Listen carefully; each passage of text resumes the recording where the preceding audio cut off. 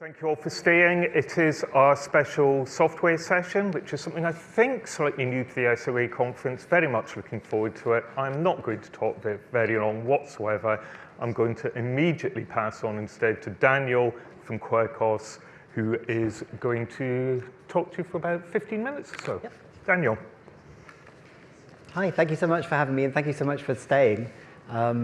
I was going to do a live demo today, but I couldn't get the stars to align, so I'm just going to go over the software very briefly and kind of where I kind of see us fitting in. And it's nice to come on from Professor Alexander's talk previously, because one of the first things she said was her kind of, I think, love of kind of more traditional old school methods, and that's definitely been kind of my background as well. Quirkos started because I was doing qualitative analysis for projects in academia and in health, and we wanted to get participants more engaged. So we wanted a very simple tool that we could teach participants so they could interpret their own data. And that was the initial kind of seed of Quirkos 10 years ago now. But since then, it's just become popular as a tool, just kind of more generally for doing very basic, very simple qualitative analysis, kind of a bit up from highlighters and pens and papers, but not much further than that. And I'll try and kind of position that as well in a second.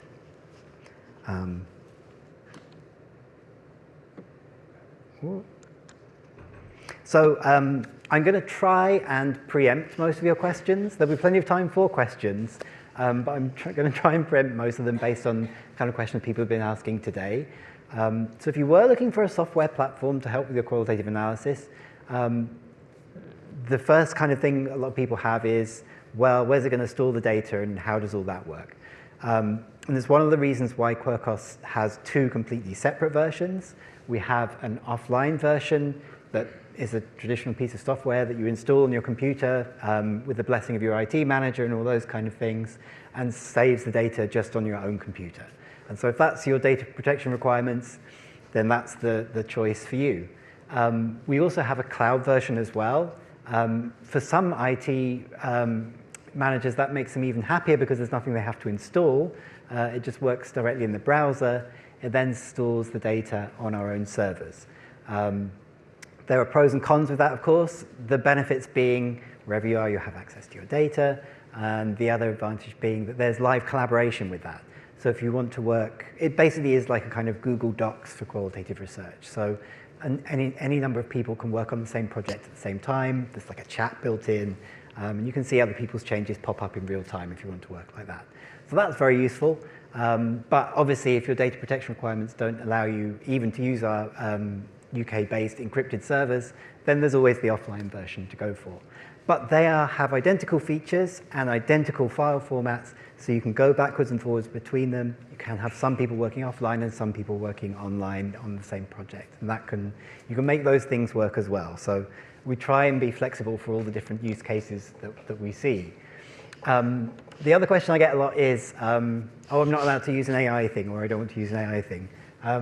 It's not an AI thing. So it's still very much based on trying to get you to use your own experience to create the codes and themes and to explore the things you're interested in the data.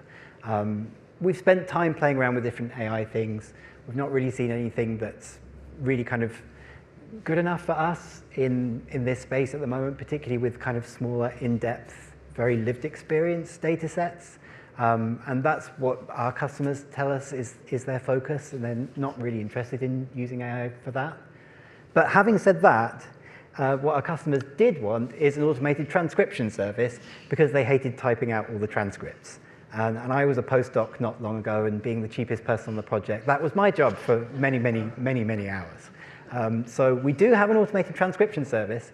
Again, we did that a little differently. So that's one that we set up ourselves. It's based on an open source tool. We host it on our own server. And what that means is that we can offer it end-to-end encrypted. So the audio is encrypted before it leaves your computer, so it can't be intercepted. It's then transcribed using the server and then sent straight back to you. That tool works offline on that server, so it doesn't share data with any other third party. And it's one of those bizarre things where, yes, okay, so all the health people said, okay, we have to have these requirements, and so we designed that.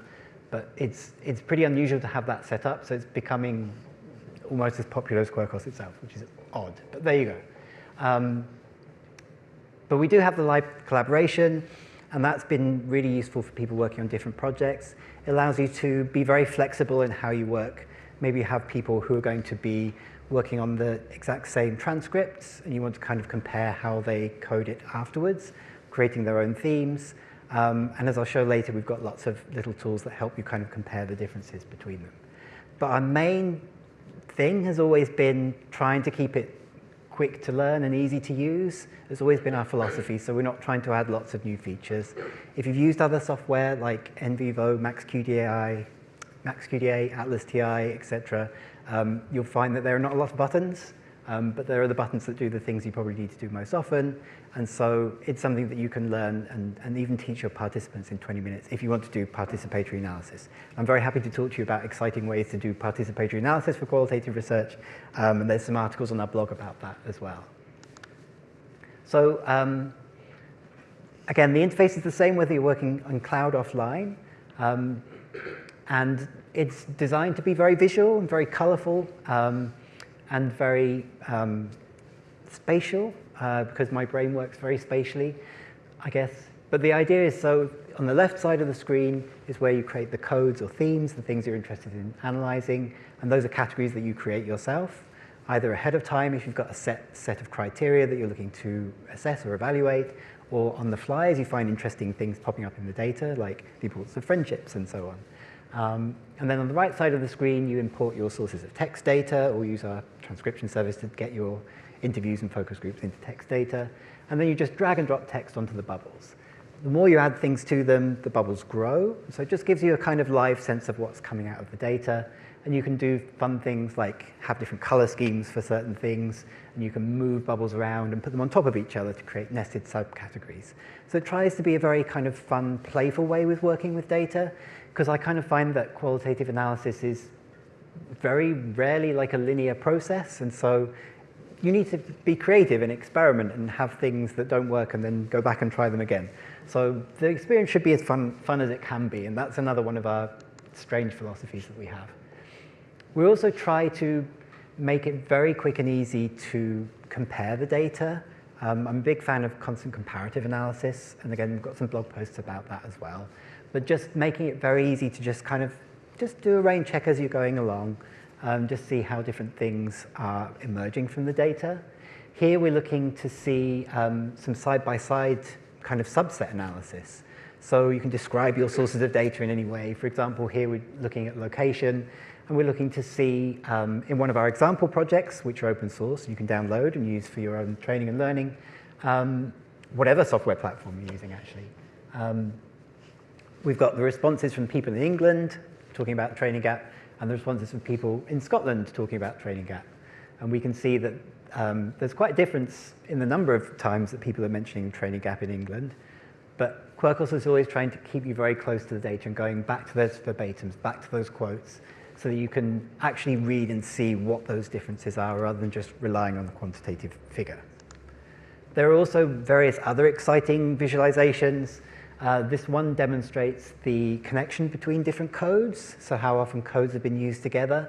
And again, sometimes this is really surprising to show different things that you wouldn't have expected to be connected together. And so, again, these views are very quick and easy to generate, so you can just kind of have a play and just see what you can find within your data. There are also lots of different ways that you can get the data out of Quirkos. I'm not going to go into that too much here, but lots of different reports that you can do. We always try and make it very easy to get those little quotes out as soon as possible. So you just click a button and get it out, and it's there. So that's all I'm going to really say. The other question everybody always has is, how much does it cost? And the good news is SRA members get a 20% discount, and that's been a long-standing thing. I think it's my 4th or 5th SRA conference.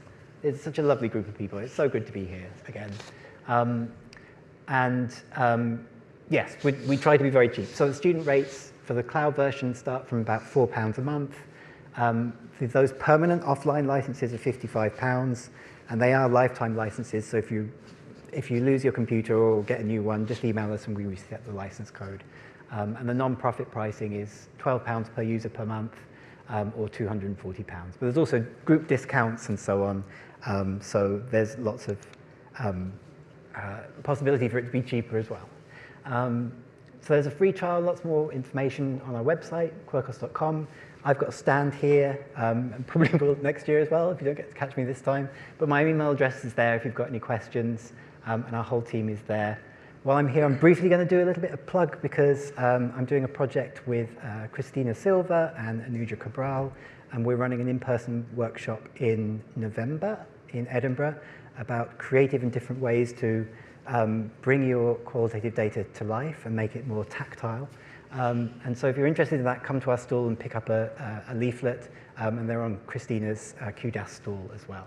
So sorry for the blatant plug, but yeah, that's all I have. Thanks.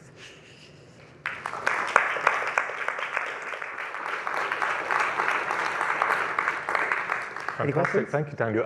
Yeah, just one really quick question. What is it that either you are sort of thinking about in terms of developing this tool, or anything else that you're aware of that other people are trying to develop, particularly in the sort of non-AI space of qualitative software? Okay, yeah, that's a good question. It's one of the things is if you develop software and that becomes like your day job, it's always very exciting to try and add new things, and you get lots of suggestions for adding new things. But our philosophy has always been to try and keep it simple. And so, for example, right now, one of the things we're adding is OCR capability, because our PDF support at the moment, you know, if it's an older scanned document wasn't an old digital one, it can't bring that in. So you'll be able to do that. So that's one of those things that is kind of, I think it makes it simpler, because I think it means that more PDFs will just magically work for people. And then the other thing we're adding is speaker identification, because again, we don't currently have that in the automated transcription, but people want to be able to identify automatically the different people speaking in there. So we'll be adding that in the next couple of months as well. So I think there are lots of potentials for adding things. I think a lot of it becomes about the way people work and how those kind of teams are structured. And so I think that's a kind of as big a thing as like the features itself, like the accessibility of the software, how people can work with it and how people can collaborate with it. That's definitely been a big kind of focus for us. And I see, yeah, a lot of other software looking at those problems as well. Excellent. Fantastic. Thank you very much. Thank you. I'm now going to call up next to speak. We've got from Indeemo, we've got Karen and Eugene. Thank you.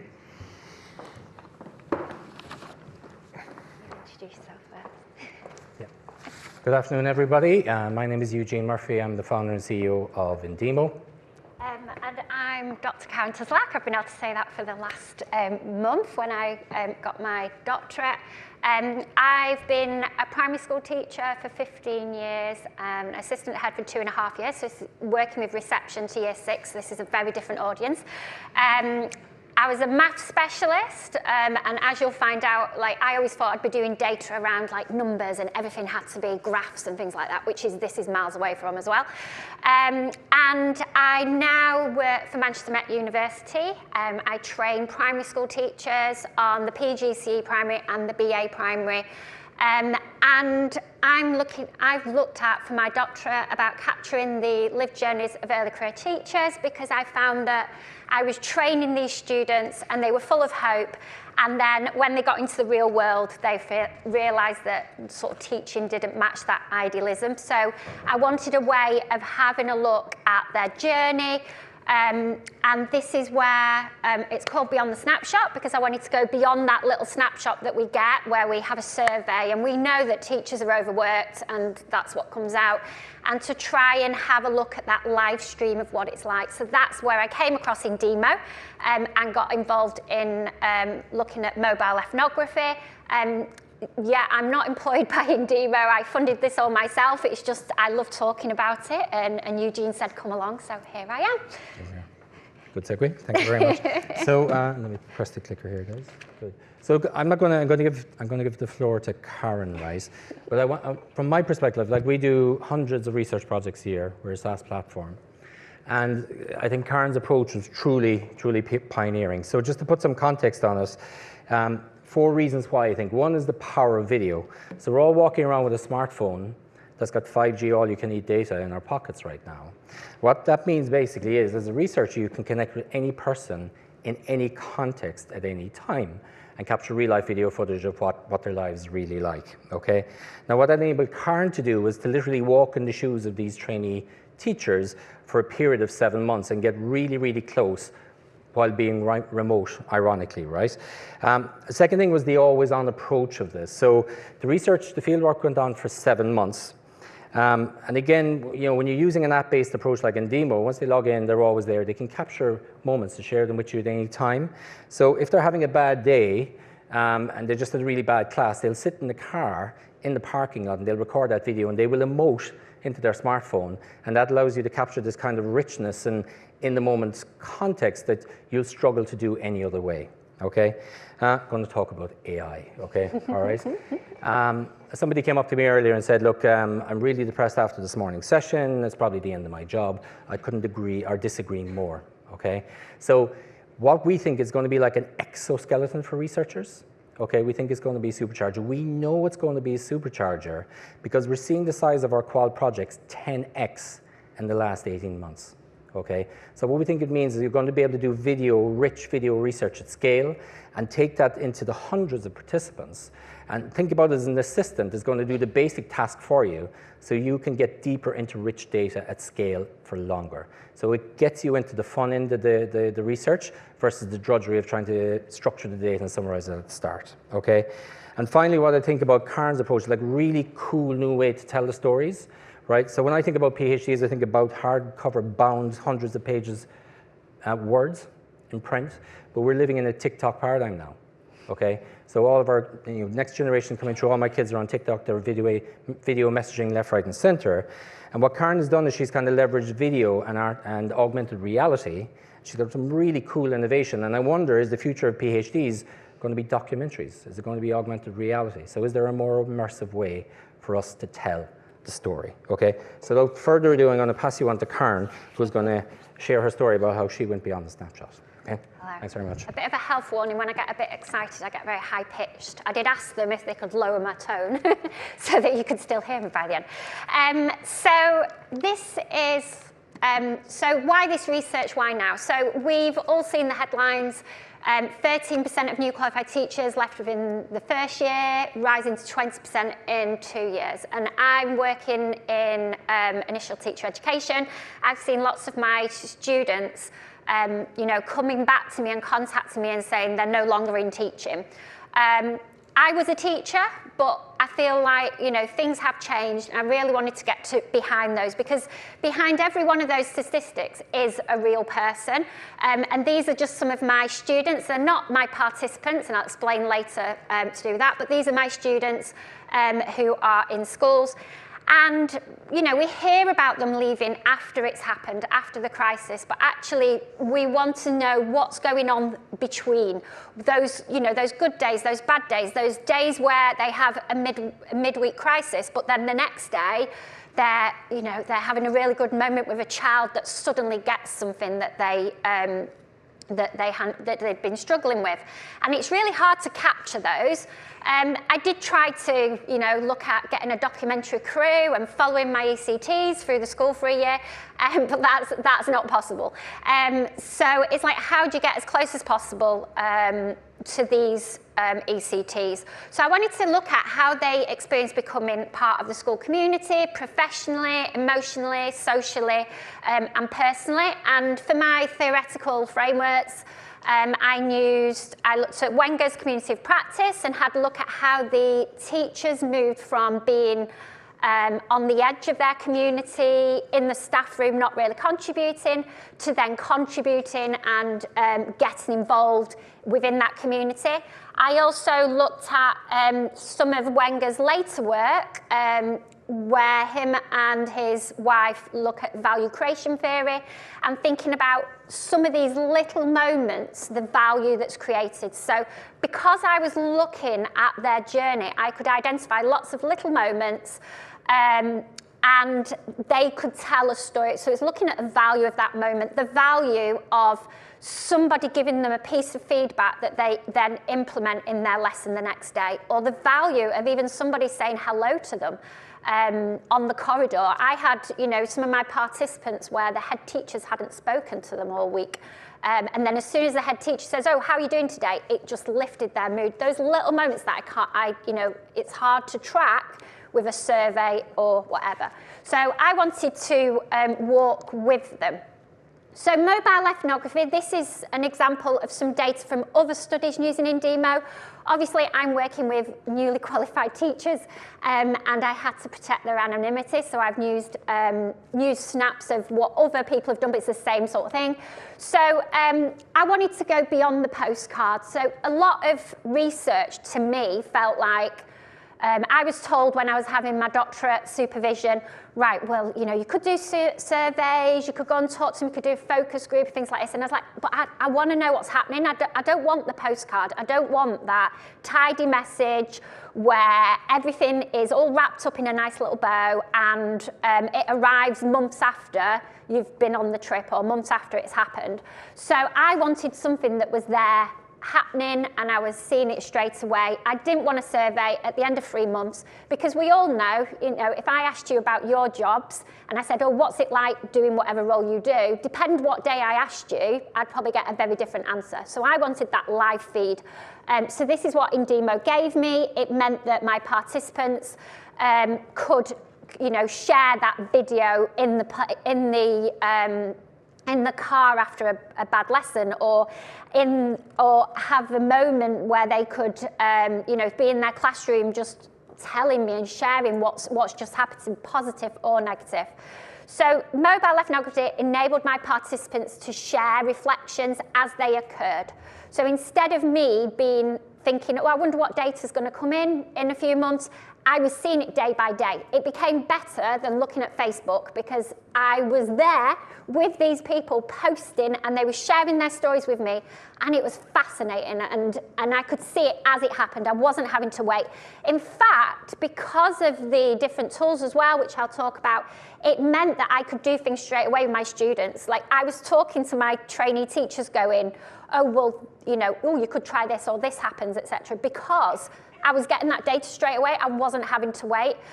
So it's unfiltered by hindsight. Yes, I know there might be some filtering because we're all human, and people like to project their best self on things that are going to happen. But when I saw my videos, and I wish you could see the actual heartfelt videos that some of my participants shared, you really get a sense of that real emotion, and they became more and more relaxed, and they really enjoyed that sharing. And actually that was an outcome of my work, that they actually like using the app to sort of share their experiences and somebody that's listening. So as soon as they uploaded, I could see it day by day. It didn't arrive weeks later. It was there as it happens. And I could see those little moments, like a teacher saying, "I don't think I can do this anymore." And then the next day, "Oh, the children came in and I love my job now. I'd never do anything different." So I'm seeing all those little moments as they unfolded. And it conveys a lot more than countless surveys. Surveys, yeah, they might have their place. And when I was a maths specialist and initially thinking, I was probably looking down that line. But now the amount of data and the richness, it gave me so much more than a survey. So setting up was really easy. This is a mobile of what the participants would have seen. I did a video, you don't have to, but I felt like it was a really good way for the participants to connect with me, especially because I wasn't in the field, but I was remotely in the field. So I had lots of videos explaining the tasks and what they needed to do. I had mine very, very open. They had an introductory video to do, they had a concluding video, and then I just said, share your moments. Any significant moments, share. And I gave them some ideas. It could literally be anything. So mine was really open, and these 5 teachers helped me sort of open their lives up to me, really, and shared. And they weren't really just participating. It felt like they were co-authoring. They had the flexibility to upload. So there's me uploading and showing you how you upload the data. They could use videos, audio, text, emojis, So it was up to them how they shared. So it was quite scary as a researcher because you don't actually know what's coming, but it's also quite exciting. So you could quickly just upload it. I'm not a tech whiz at all. Computer's not my thing. When anything goes wrong at work, I always call for the IT people. But this was really, really simple. And you know, Indeemo were there just to make sure I didn't press anything and delete anything, and it all went wonderfully. So this is some of the data that's coming through. Obviously, lots and lots of rich data. This is my data, but I've taken out the videos because obviously you would see my participants. But all the data's coming through. You can filter it in different ways. So I'm looking at collages of the pictures. I'm looking at the journey map, which I particularly liked because it helped me track their journey and think, right, well, why is there a low point there? What's going on behind that point? I know we keep talking about AI and I think people forget we've been using AI forever with like Google and all things like that.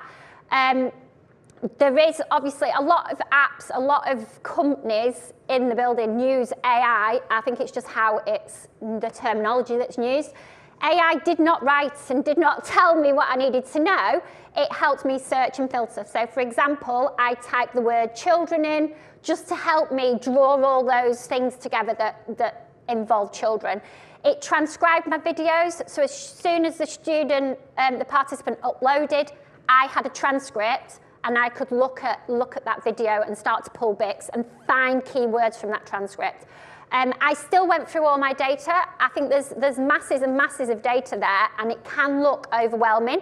And it was really messy. It was really live.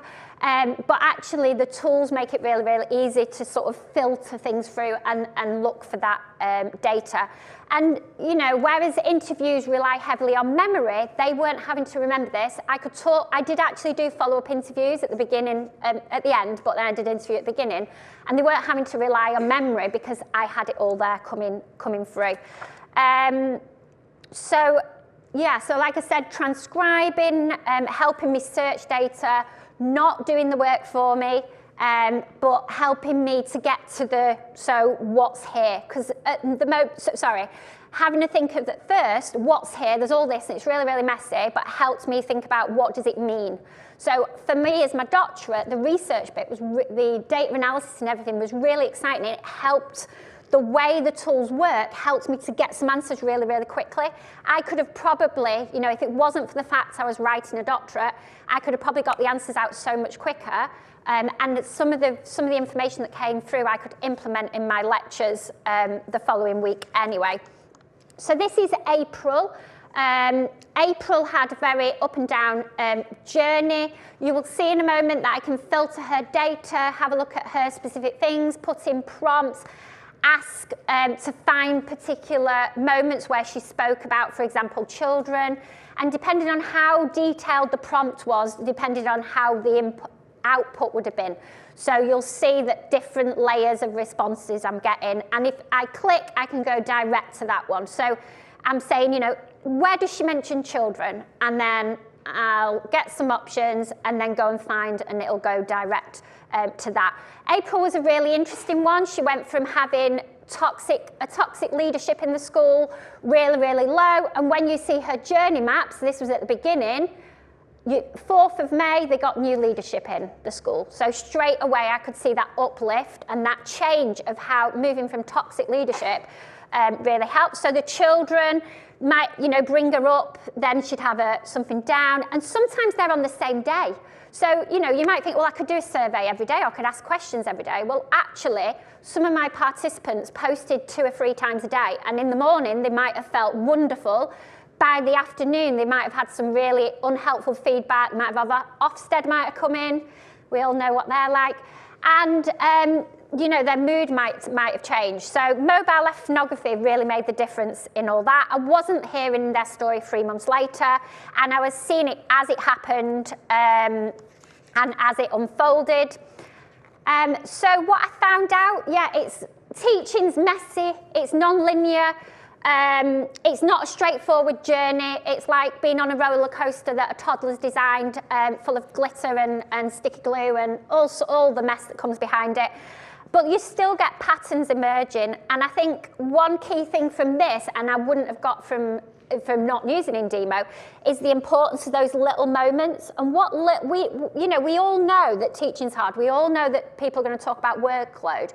But what are those little moments that really support those teachers?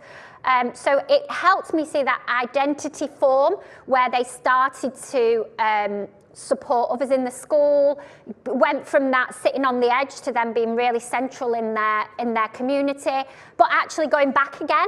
So I think that's where the non-linear came. It was like our trainee teachers were going from sitting on the edge to then contributing, to then learning again, to then contribute. So it was really nice to sort of see all that unfold.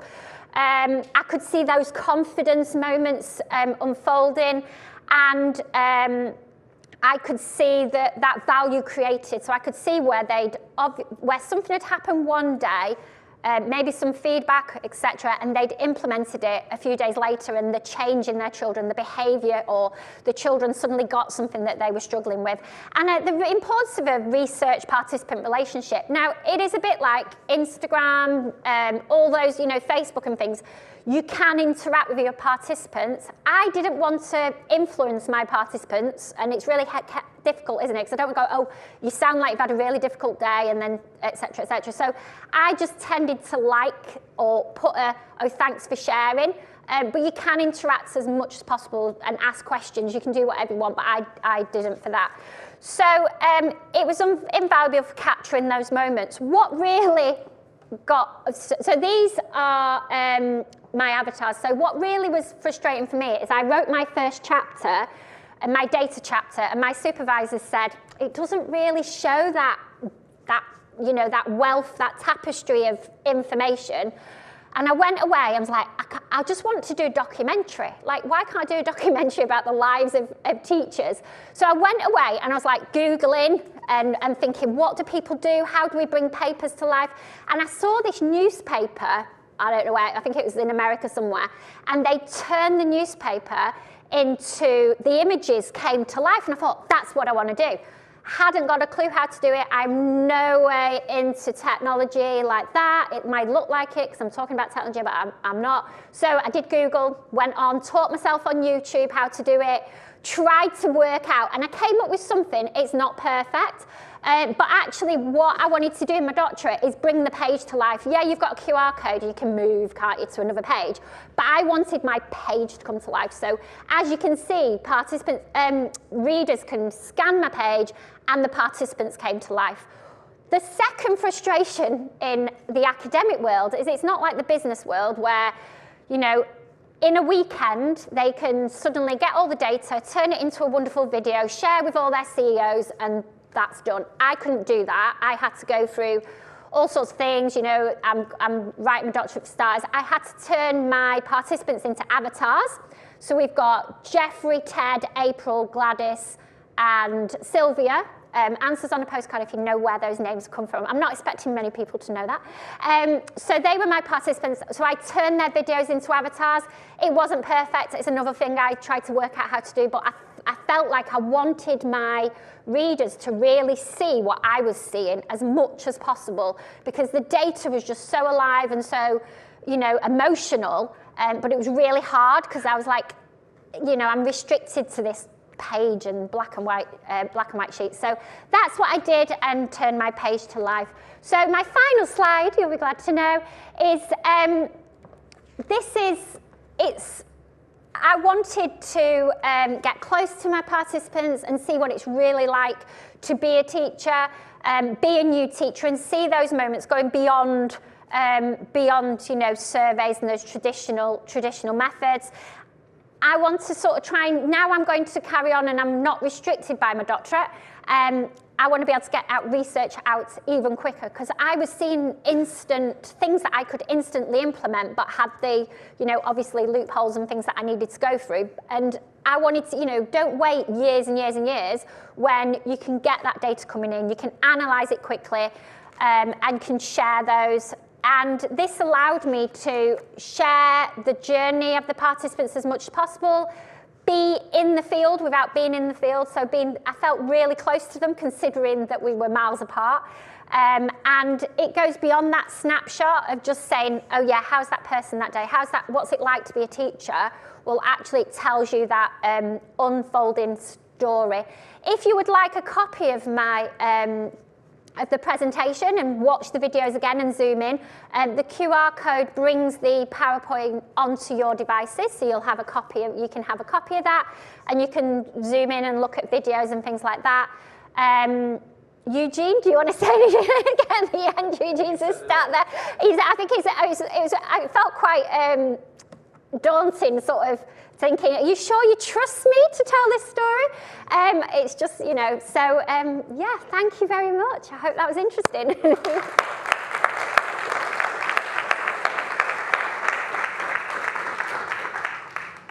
Thank you very much. We have got a set of questions. We've got a few questions. There's one bucket of questions around the sort of ethics around things that would be really interesting to get your views on, because obviously that's always a challenge, particularly with any new technology. And I think there's sort of 3 areas that were coming up. There's one around sort of risk of people disclosing things and how quickly you can react to that. There's one around protecting privacy and sort of videos of minors in there.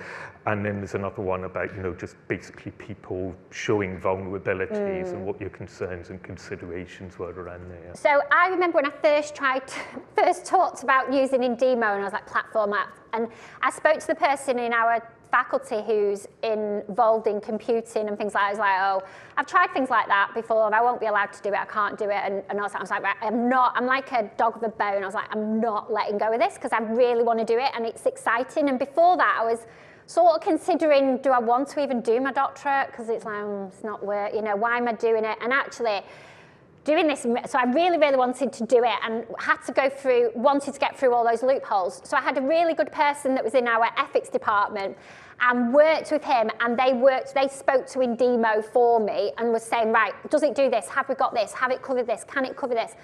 And by the end, thankfully, obviously, it worked. It maybe took a bit longer but it was still only a matter of weeks, months. It wasn't a really long process, but lots of people had given up. But I'd say, you know, it's so exciting that I was just got to work it out. They're on safe, you know, my team at Manchester Met University went through all the making sure they're on safe servers, all that element, and it all went through. And now I'm like being asked, you know, what did you do? How did you do that? And so that's one element. Anonymity, obviously, it's really, like I've said, it's hard for us because I know that Indeemo sometimes work with companies that can share those videos and things like that.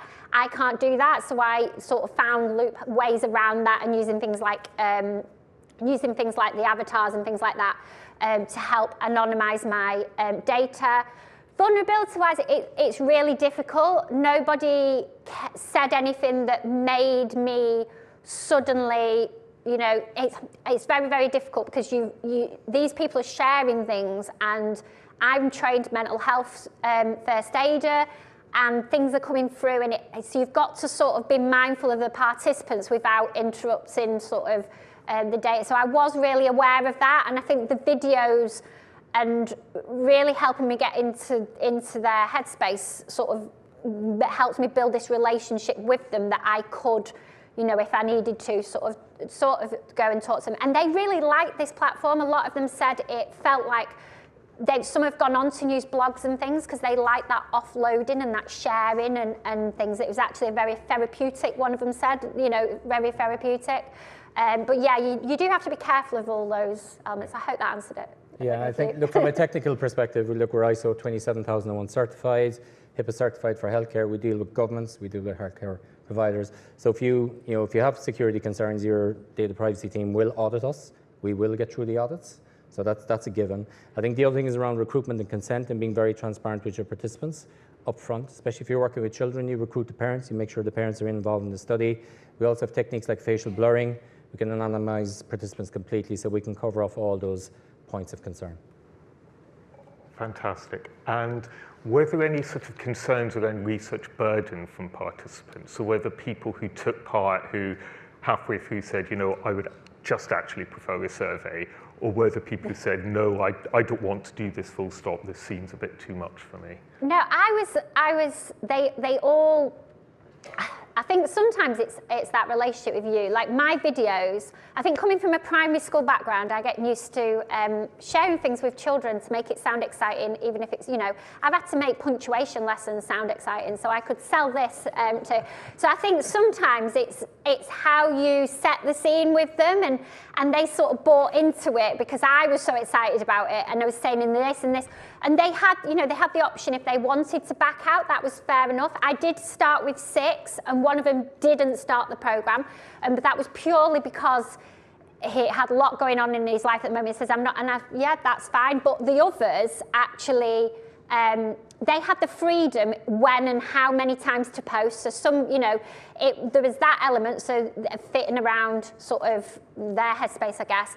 But they all, part of the feedback in my research is about how much they enjoy using the platform, and actually it helped them, and it helped them process things and get that thing out about what it's like being an early career teacher, because a lot of them were finding the frustration of social media and things like Facebook that portray teaching as this wonderful, it is a wonderful profession, but that you only ever see the filtered, lovely side of it, of the teachers greeting their children with a high five and everything being all smiles and wonderful. And they were really struggling in the classroom. And he said it's really good to get that other side of the story out and just share what's happening. So yeah, part of that, I think, is you as a researcher, how you engage your participants. I think from my perspective, it's transparency about how much work they have to do. Yeah. Be very honest about it. It's going to be 2 hours, it's going to be 10 hours, whatever it is. It's incentives, you need to pay them for their time. But in studies like this, mine didn't pay. Yeah, especially I was in a healthcare, student. especially in healthcare, they just want to be heard. Yeah. So we have a healthcare provider in the West Coast US never pays an incentive, because actually it proves that you're genuinely listening, and there's going to be impact from the outputs of the research. So, but it's about transparency up front, I think, is my biggest piece of advice. Fantastic. Thank you very much. Thank you Thank you very much.